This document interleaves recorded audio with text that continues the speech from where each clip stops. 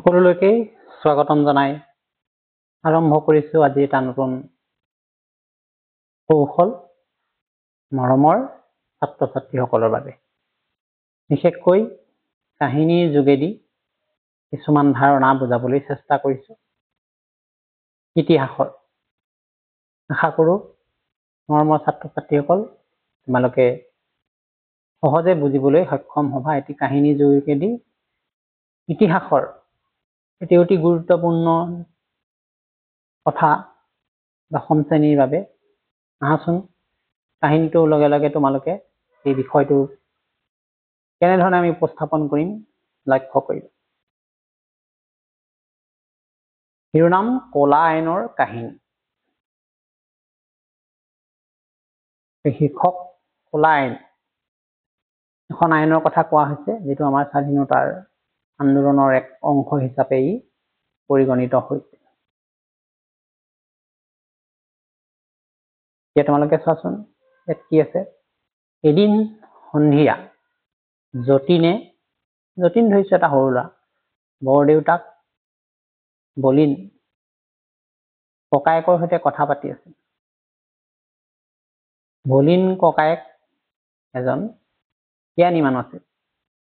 আৰু তেওঁ দেশৰ বিষয়ে গভীৰ জ্ঞান আছিল যতীনে সুধিছে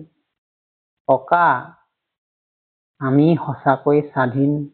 হ'মনে বাৰু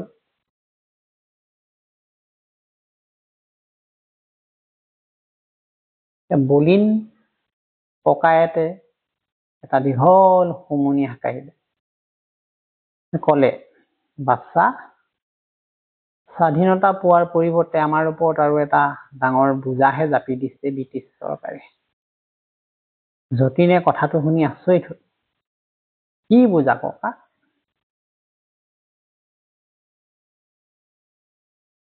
ককায়েকে ক'লে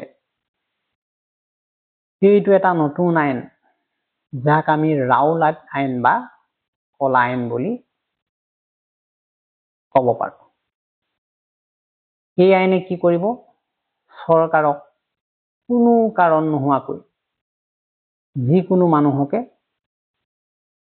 ব্যক্তিক গ্ৰেপ্তাৰ কৰাৰ ক্ষমতা দিব মানে কোনো দুখ নোহোৱাকৈ যতীনে ফুসফুসাই ক'লে হয় ককায়েকে গম্ভীৰ হৈ ক'লে আইনখন এনেকুৱা যে গ্ৰেপ্তাৰ হোৱা ব্যক্তিয়ে নিজৰ পক্ষত উকিল দিবও নোৱাৰিব আকৌ আপিল কৰিবও নোৱাৰিব আৰু কোনো যুক্তিও দিব নোৱাৰিব উকিল নাই আপিল নাই দলিল নাই ককায়েকে জোৰ দি ক'লে এই আইনখন আমাৰ মৌলিক অধিকাৰৰ ওপৰত এক প্ৰচণ্ড আক্ৰমণ ই কেৱল সন্দেহৰ ওপৰত ভিত্তি কৰি আমাক কাৰাগাৰত নিক্ষেপ কৰিব কিন্তু ভাৰতৰ জনসাধাৰণে এই অন্যায় মানি ল'বলৈ সাজু নাছিল সমগ্ৰ দেশত ইয়াৰ প্ৰতিবাদ হৈছে বাতৰি আহিছিল যে মহাত্মা গান্ধীয়ে এই কলা আইনৰ বিৰুদ্ধে দেশজুৰি হৰতালৰ আহ্বান জনাইছিল হৰতালৰ অৰ্থ কি সেইটো এটা জানিবলগীয়া কথা হৰতালৰ অৰ্থ হ'ল সকলো কাম বন্ধ কৰি অহিংসাৰে প্ৰতিবাদ কৰা হৰতালৰ দিনা যতীন আৰু বলিন ককায়েক বজাৰলৈ গৈছিল সকলো দোকান পোহাৰ তেতিয়া বন্ধ হৈ আছিল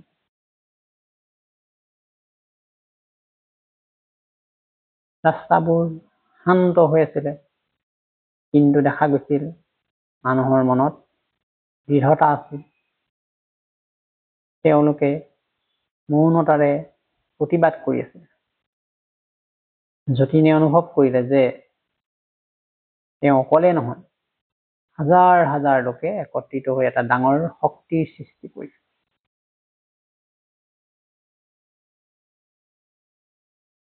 এই মৌনতাৰ মাজতে এটা শক্তিশালী বাৰ্তা আছে আমাৰ অধিকাৰ এৰি নিদিওঁ বলিন ককায়েকে যতীনৰ পিঠিত চপৰিয়াই ক'লে এইটোৱেই হ'ল সাহস বাচা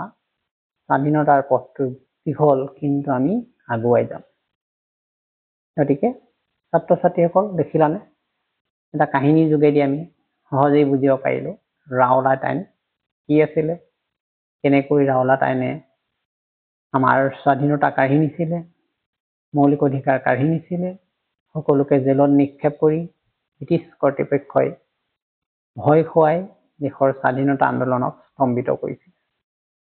গতিকে এনেকুৱা ধৰণৰ ভিডিঅ' পাই থাকিবলৈ তোমালোকে মোৰ এই পেজখন ফ'ল' কৰিবা, লগতে মোৰ ইউটিউব চেনেল জ্ঞান সাগৰ সলিউশ্যন নিশ্চয় ছাবস্ক্ৰাইব কৰিবা। ধন্যবাদ।